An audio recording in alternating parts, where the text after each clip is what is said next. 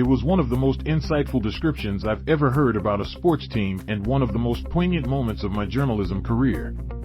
It came after Scott Frost had just led UCF to an unbelievable, inconceivable undefeated season in 2017. Among the thousands of Knights fans who showed at the downtown national championship celebration on Church Street was UCF alum and local historian Charles Tolman. He compared the 2017 Knights to another iconic group of knights, King Arthur and his Knights of the Round Table, who resided in Camelot. In American history, the term Camelot is often used to refer to the presidency of John F. Kennedy. In an interview after JFK's assassination, Jacqueline, his widow, referenced a lyric from the Broadway musical Camelot to describe the Kennedy White House.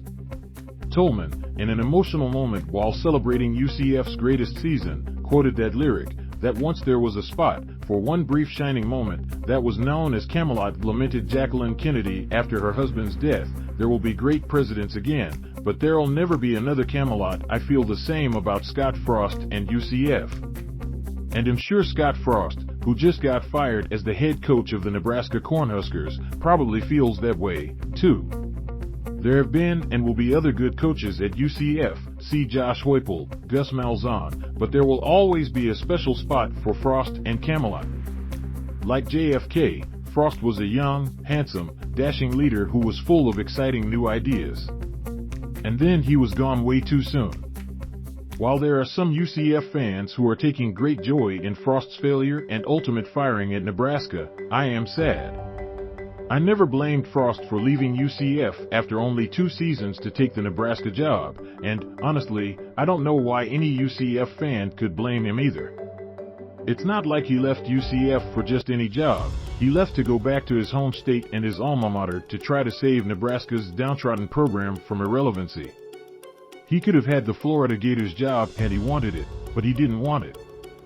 Friends, family, and former teammates begged him to rescue and restore the proud tradition of Nebraska football. It was like when Bear Bryant was asked why he would leave a national championship-contending program at Texas A&M to take over a beleaguered program at his alma mater, the University of Alabama. "Mama called," Bryant replied. And when Mama calls, you just have to come running. I still believe to this day that Frost didn't really want to leave UCF, but felt obligated to do so. His aging mother and father lived in Nebraska and wanted him to return with his new wife and baby. His legendary former coach, Tom Osborne, also urged him to come home. And, of course, the 7-year, $35 million contract that doubled his UCF salary certainly played a role as well. I still remember the last interview I did with Frost before he officially announced he was taking the Nebraska job. It was right after UCF beat USF in a thrilling season finale on Black Friday, and the Knights were getting ready to play Memphis in the American Athletic Conference championship game. During our interview, Frost had obviously already made up his mind to leave, but you could tell by the emotional tone in his voice how much he loved UCF. When I asked Frost what his team and this town meant to him, he answered, "It's hard to put in words.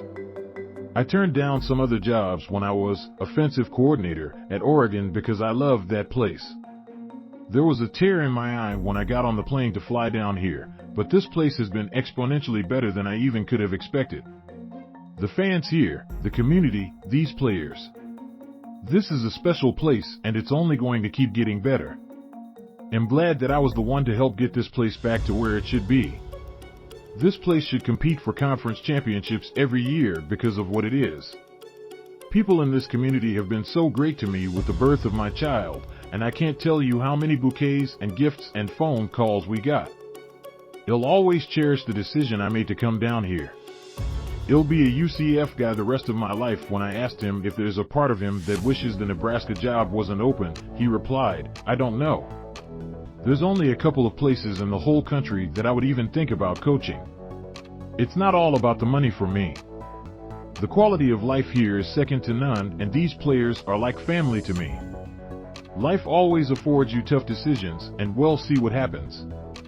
But I can't tell you how much I love this place and these players." 2 days later, after UCF beat Memphis in a thrilling double overtime conference championship game, Frost announced he was leaving for Nebraska. And now here we are 5 years later, and he has failed miserably at his alma mater.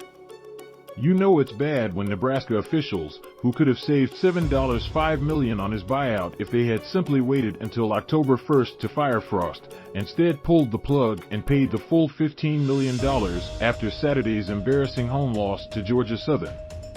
Scott Frost never had a winning season as the head coach of the Cornhuskers and was fired after going 16-31, the second worst winning percentage in the history of the school, 34%.